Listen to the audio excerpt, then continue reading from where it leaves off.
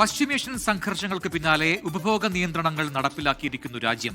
പ്രധാനമന്ത്രിയും ആഭ്യന്തരമന്ത്രിയും സുരക്ഷാ വാഹനങ്ങളുടെ എണ്ണം വെട്ടിക്കുറച്ചു. BJP ഭരിക്കുന്ന സംസ്ഥാനങ്ങളും ചെലവ് ചുരുക്കൽ നടപടികൾ തുടങ്ങി. വിമാന ഇന്ധനവില കൂട്ടിയതോടെ അന്താരാഷ്ട്ര സർവീസുകൾ എയർ ഇന്ത്യ വെട്ടിക്കുറച്ചു.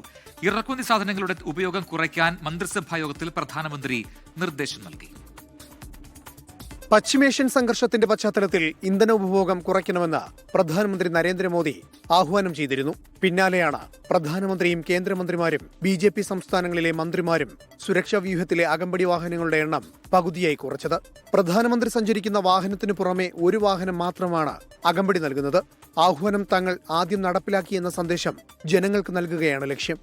അതേസമയം ഇന്ധനവില വർധനവിനെ തുടർന്ന് പ്രതിദിനം 100 അന്താരാഷ്ട്ര സർവീസുകളാണ് എയർ ഇന്ത്യ വെട്ടിക്കുറച്ചത്. ഡൽഹിയിൽ നിന്ന് ചിക്കാഗോ, സിംഗപ്പൂർ, ഷാങ്ഹായ് തുടങ്ങിയ നഗരങ്ങളിലേക്കുള്ള വിമാനങ്ങൾ 3 മാസത്തേക്ക് പൂർണ്ണമായും നിർത്തിവെച്ചു. ഇന്ന് ചേർന്ന മന്ത്രിസഭാ യോഗത്തിലും മന്ത്രിമാരോട് ചെലവ് കുറയ്ക്കണമെന്ന് പ്രധാനമന്ത്രി നിർദ്ദേശിച്ചു. 24 ഡൽഹി.